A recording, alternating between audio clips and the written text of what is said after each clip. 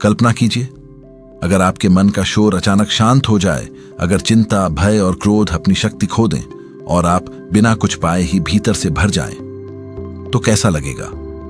गौतम बुद्ध कहते थे, शांति बाहर नहीं मिलती, वह तुम्हारा स्वभाव है। इस वीडियो में हम जानेंगे ध्यान की वह शक्ति जिसने एक साधारण मनुष्य को बुद्ध बना दिया और जो आज भी हर दुखी मनुष्य को मुक्त कर सकती है। वीडियो शुरू करने से पहले अगर आप शांति, आत्मज्ञान और जीवन बदल देने वाले विचारों में रुचि रखते हैं तो चैनल को सब्सक्राइब करें और इस वीडियो को लाइक जरूर करें। अब चलिए मन की उस यात्रा पर जहां शब्द समाप्त होते हैं और सत्य शुरू होता है। जब संसार का कोलाहल मन के भीतर शोर बन जाए, जब विचारों की भीड़ में अपनी ही आवाज सुनाई न दे, जब हर दिशा में भागता हुआ मन थक जाए और फिर भी शांति न मिले, तब एक ही द्वार बचता है, ध्यान। गौतम बुद्ध कहते थे कि मनुष्य का सबसे बड़ा शत्रु भी उसका मन है और सबसे बड़ा मित्र भी वही मन है। फर्क केवल इतना है कि मन बिखरा हुआ है या जागरूक, और इस जागरूकता का मार्ग है ध्यान। कहा जाता है कि एक समय सिद्धार्थ राजमहल की सुख सुविधाओं में रहते हुए भी भीतर से अशांत थे। रेशमी वस्त्र, सेवक, संगीत, नृत्य, सब कुछ था, लेकिन मन खाली था। वे देखते थे कि जन्म है तो मृत्यु भी है, सुख है तो दुख भी है, मिलन है तो बिछोह भी है। यह प्रश्न उन्हें भीतर से जलाने लगे कि यदि सब कुछ क्षणभंगुर है तो स्थायी शांति कहाँ है। इसी खोज ने उन्हें राजमहल छोड़ने पर विवश कर दिया। वर्षों तक कठोर तपस्या की, शरीर को कष्ट दिया, लेकिन अंततः यह समझ आए कि शरीर को सताना भी समाधान नहीं है। समाधान कहीं और है, मन के भीतर। बोध गया कि उस रात पीपल के वृक्ष के नीचे जब सिद्धार्थ ने केवल बैठने का निर्णय लिया, न पाने की इच्छा, न छोड़ने का भय, बस बैठना, वहीं से ध्यान का वास्तविक अर्थ प्रकट हुआ। ध्यान कोई क्रिया नहीं है, ध्यान कोई प्रयास नहीं है, ध्यान तो केवल साक्षी भाव है। बुद्ध कहते थे, तुम कुछ भी बनने का प्रयास मत करो, बस जो हो उसे पूरी जागरूकता से देखो। जैसे ही मन को रोका नहीं गया, जैसे ही विचारों से लड़ाई बंद हुई, वैसे ही मन शांत होने लगा और उसी शांति में सत्य प्रकट हुआ। ध्यान की पहली शक्ति है मन की स्पष्टता। जब व्यक्ति ध्यान में बैठता है तो उसे लगता है कि मन और अधिक अशांत हो गया है, विचारों की बाढ़ आ जाती है। बुद्ध कहते थे कि यह भ्रम है, वास्तव में विचार पहले भी थे, बस अब तुम उन्हें देख रहे हो।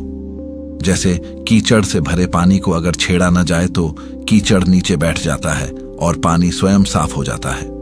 उसी प्रकार मन को छोड़ देने से, उसे देखने से, बिना हस्तक्षेप किए मन स्वयं शांत हो जाता है। इस स्पष्टता में व्यक्ति सही और गलत को बिना किसी भ्रम के देखने लगता है। ध्यान की दूसरी शक्ति है दुख से मुक्ति। बुद्ध का पहला आर्य सत्य था कि जीवन में दुख है, लेकिन वे यहीं नहीं रुके। उन्होंने कहा कि दुख का कारण तृष्णा है, पाने की लालसा, बचाने का डर, खोने का भय। ध्यान के माध्यम से व्यक्ति देखता है कि हर इच्छा उठती है, कुछ समय रहती है और फिर चली जाती है। जब यह अनुभव प्रत्यक्ष हो जाता है तब व्यक्ति इच्छाओं का दास नहीं रहता, दुख वहीं समाप्त होने लगता है। एक कथा प्रचलित है कि एक महिला अपने मृत बच्चे को लेकर बुद्ध के पास पहुंची। वह रोते हुए बोली, मेरे बच्चे को जीवित कर दीजिए। बुद्ध ने कहा, मैं कर सकता हूं, लेकिन पहले तुम ऐसे घर से एक मुट्ठी सरसों लेकर आओ जहां कभी मृत्यु ना हुई हो। वह पूरे गांव में घूमी, लेकिन ऐसा कोई घर नहीं मिला। अंततः वह लौट आई। आंखों में आंसू थे, लेकिन अब उनमें समझ भी थी। बुद्ध ने उसे ध्यान में बैठने को कहा। उस मौन में उसे यह बोध हुआ कि दुख केवल उसका नहीं है, यह संसार का स्वभाव है। ध्यान ने उसे वह स्वीकार्यता दी जो हजार उपदेश भी नहीं दे सकते थे। ध्यान की तीसरी शक्ति है भय से मुक्ति। मृत्यु का भय, असफलता का भय, अकेलेपन का भय। बुद्ध कहते थे कि भय भविष्य में जीने से आता है, ध्यान तुम्हें वर्तमान में लाता है। जब तुम पूरी तरह इस क्षण में होते हो तो न अतीत रहता है न भविष्य, और जहां समय नहीं वहां भय नहीं। ध्यान में बैठा व्यक्ति पहली बार अनुभव करता है कि वह विचार नहीं है, भावनाएं नहीं है, शरीर भी नहीं है, वह केवल चेतना है। और चेतना को कोई कैसे नष्ट कर सकता है? ध्यान की चौथी शक्ति है करुणा। बुद्ध कहते थे कि करुणा कोई नैतिक शिक्षा नहीं है, यह ध्यान का स्वाभाविक परिणाम है। जब व्यक्ति अपने दुख को गहराई से देखता है तो वह दूसरों के दुख को भी देखने लगता है। ध्यान से अहंकार पिघलता है, मैं और तुम की दीवारें गिरने लगती हैं। तब शत्रु भी पीड़ित मनुष्य दिखने लगता है। इसी कारण बुद्ध ने कभी बदले की शिक्षा नहीं दी। उन्होंने कहा, घृणा से घृणा समाप्त नहीं होती, घृणा केवल प्रेम से समाप्त होती है। ध्यान की 5वीं शक्ति है स्वतंत्रता। संसार में अधिकांश लोग परिस्थितियों के गुलाम हैं। कोई प्रशंसा करे तो प्रसन्न, कोई निंदा करे तो दुखी। बुद्ध कहते थे कि ध्यान व्यक्ति को भीतर से स्वतंत्र करता है, फिर बाहर क्या हो रहा है इससे फर्क नहीं पड़ता। जैसे कमल कीचड़ में रहकर भी उससे अछूता रहता है, वैसे ही ध्यान में स्थित व्यक्ति संसार में रहकर भी उससे बंधा नहीं रहता। बुद्ध ध्यान को किसी विशेष आसन या विधि तक सीमित नहीं करते थे। कहते थे, चलते हुए भी ध्यान हो सकता है, खाते हुए भी, बोलते हुए भी। बस शर्त इतनी है कि तुम उपस्थित हो। जब तुम चलो तो केवल चलना जानो, जब खाओ तो केवल खाना जानो। यह पूर्ण उपस्थिति ही ध्यान है। धीरे धीरे यह उपस्थिति जीवन के हर क्षण में उतरने लगती है। ध्यान की सबसे गहरी शक्ति है बोध। यह वह अवस्था है जहां खोज समाप्त हो जाती है, जहां प्रश्न गिर जाते हैं, जहां उत्तर शब्दों में नहीं मौन में मिलता है। बुद्ध कहते थे कि सत्य को बताया नहीं जा सकता, उसे केवल जिया जा सकता है। ध्यान तुम्हें उस मौन तक ले जाता है जहां जीवन स्वयं प्रकट होता है। और अंत में बुद्ध यही कहते हैं कि ध्यान कोई लक्ष्य नहीं है, यह तो घर वापसी है। तुम जहां से चले थे वहीं लौटना है। बाहर कुछ भी नहीं है जो भीतर ना हो। शांति बाहर नहीं मिलती, वह तुम्हारा स्वभाव है। ध्यान केवल उसे ढकने वाले पर्दों को हटाता है। जब व्यक्ति ध्यान में बैठता है तो वह संसार से भागता नहीं है, बल्कि संसार को पहली बार सही रूप में देखता है। यही ध्यान की शक्ति है, यही गौतम बुद्ध का मार्ग है। बुद्ध कहते थे कि ध्यान कोई ऐसी चीज नहीं है जिसे बाहर से लाया जाए, क्योंकि जो लाया जाए वह खो भी सकता है। ध्यान तो तुम्हारी प्रकृति है, जैसे आंखों का देखना, कानों का सुनना। समस्या यह नहीं कि तुम्हारे भीतर ध्यान नहीं है, समस्या यह है कि तुम्हारा ध्यान बटा हुआ है। कभी अतीत में उलझा है, कभी भविष्य की चिंता में भटका है। बुद्ध कहते थे कि जो व्यक्ति वर्तमान क्षण में पूरी तरह उपस्थित हो जाता है वही ध्यान में है, चाहे वह कुछ भी कर रहा हो। एक बार एक भिक्षु ने बुद्ध से पूछा, भगवान, ध्यान करते समय मेरा मन बार बार भटक जाता है, क्या मैं गलत कर रहा हूं? बुद्ध मुस्कुराए और बोले, तुम गलत तब करते हो जब तुम मन के भटकने से लड़ते हो। मन का स्वभाव है भटकना। तुम केवल यह देखो कि मन भटक रहा है, यही देखना ही ध्यान है। यह उत्तर सुनने में सरल लगता है, लेकिन इसका अनुभव जीवन को पूरी तरह बदल देता है।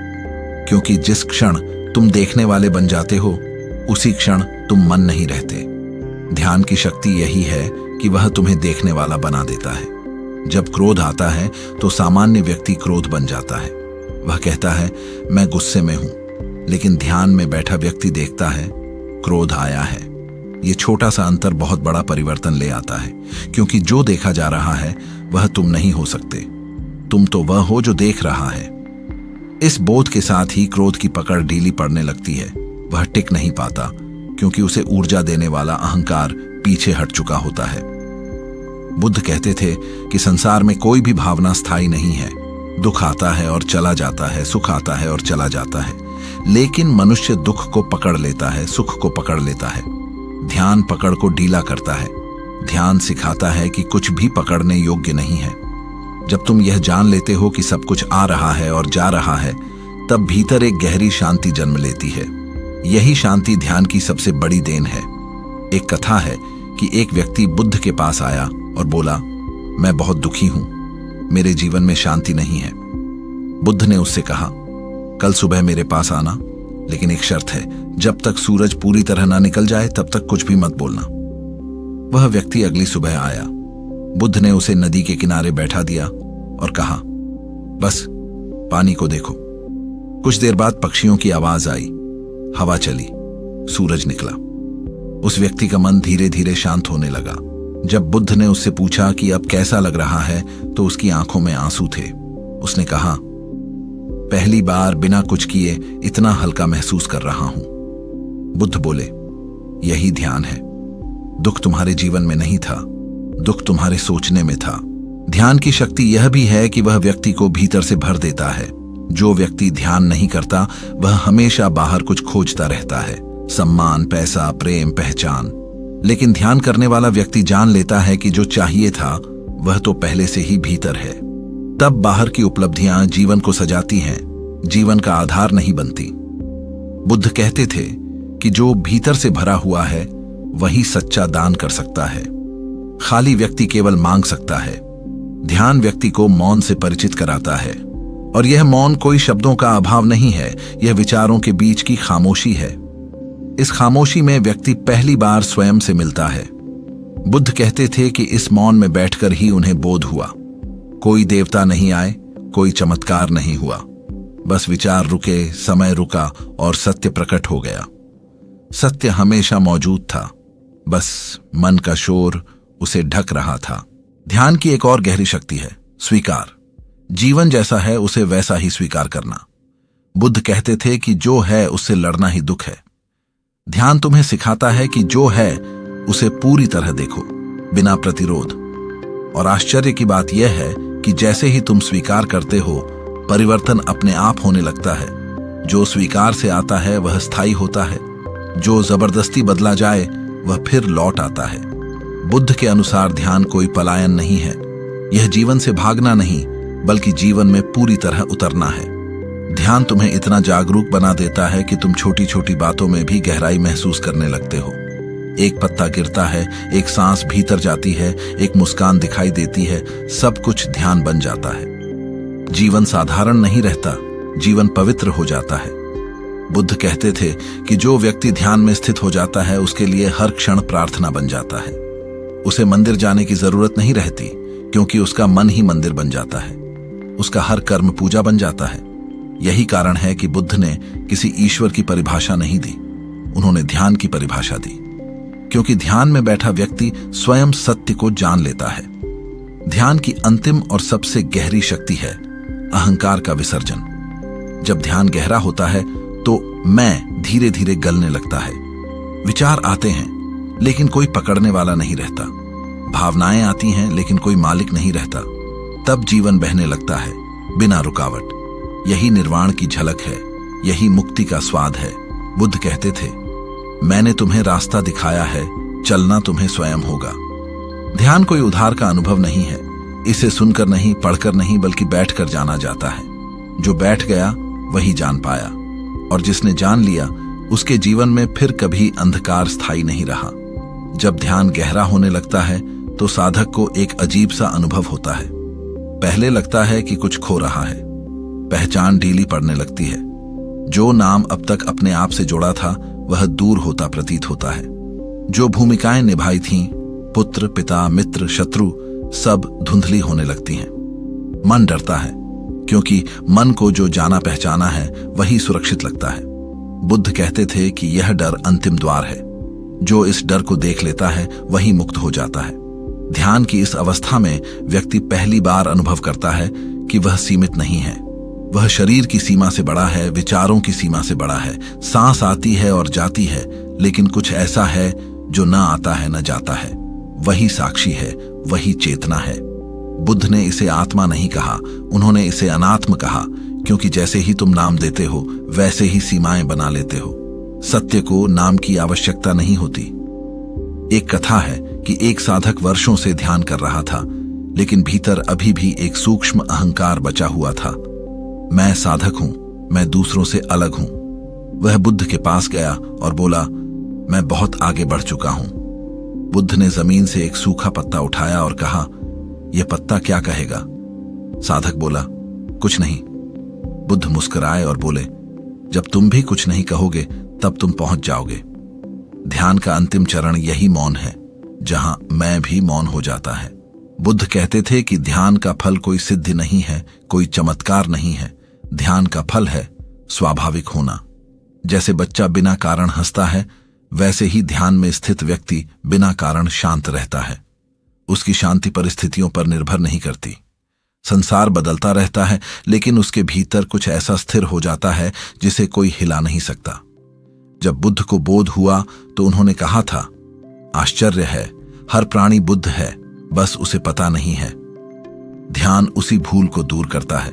ध्यान तुम्हें कुछ नया नहीं देता, ध्यान तुम्हारी विस्मृति को मिटाता है। तुम जो हो उसी की याद दिलाता है। इसीलिए ध्यान कोई यात्रा नहीं है, यह घर लौटना है। ध्यान में बैठा व्यक्ति धीरे धीरे मृत्यु से भी मित्रता कर लेता है, क्योंकि उसने देखा है कि हर पल कुछ न कुछ मर रहा है, विचार, भाव, इच्छाएं। जब छोटे छोटे मरण देख लिए जाते हैं तब बड़ा मरण भयावह नहीं रहता। बुद्ध कहते थे कि जिसने ध्यान में मृत्यु को देख लिया वह जीवन को पूरी तरह जीने लगता है। वह जानता है कि हर क्षण अनमोल है, क्योंकि वह दोबारा नहीं आएगा। ध्यान का प्रभाव व्यक्ति के व्यवहार में अपने आप झलकने लगता है। वह कम बोलता है, लेकिन उसके शब्दों में वजन होता है। वह कम प्रतिक्रिया करता है, लेकिन उसकी उपस्थिति ही प्रभाव डालती है। बुद्ध के पास लोग केवल प्रश्न लेकर नहीं आते थे, वे शांति लेने आते थे, क्योंकि ध्यान में स्थित व्यक्ति की शांति संक्रामक होती है। बिना कुछ कहे भी वह बहुत कुछ कह देता है। बुद्ध कहते थे कि संसार को बदलने की आवश्यकता नहीं है, देखने का तरीका बदलने की आवश्यकता है। ध्यान यही करता है, वही संसार, वही लोग, वही परिस्थितियां, लेकिन दृष्टि बदल जाती है। जहां पहले शत्रु दिखता था वहां अब अज्ञान दिखाई देता है। जहां पहले दुख दिखता था वहां अब सीख दिखाई देती है। यह परिवर्तन बाहर नहीं, भीतर होता है। ध्यान की पूर्णता में व्यक्ति करता नहीं रहता। कर्म होते हैं लेकिन करने वाला नहीं होता। जीवन अपने आप बहता है, जैसे नदी बहती है वैसे ही जीवन बहता है। बुद्ध इसी अवस्था को निर्वाण कहते थे। न कोई चाह, न कोई भय, न कोई बंधन, केवल होना।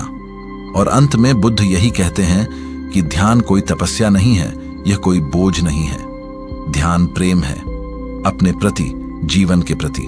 जब तुम ध्यान में बैठते हो तो तुम स्वयं को समय देते हो। इस भाग दौड़ भरी दुनिया में यह सबसे बड़ा उपहार है। यदि तुम सच में शांति चाहते हो तो बाहर मत भागो। आंखें बंद करो, सांस को महसूस करो, और जो भी उठ रहा है उसे देखने दो। न रोको, न पकड़ो, बस देखो। यही बुद्ध का ध्यान है, यही बुद्ध का मार्ग है। और जब यह देखना स्थायी हो जाता है तब जीवन चाहे जैसा भी हो, भीतर दीपक जल चुका होता है। आंधी आती है, जाती है, लेकिन लौ बुझती नहीं। यही ध्यान की शक्ति है, यही गौतम बुद्ध की अमूल्य विरासत है।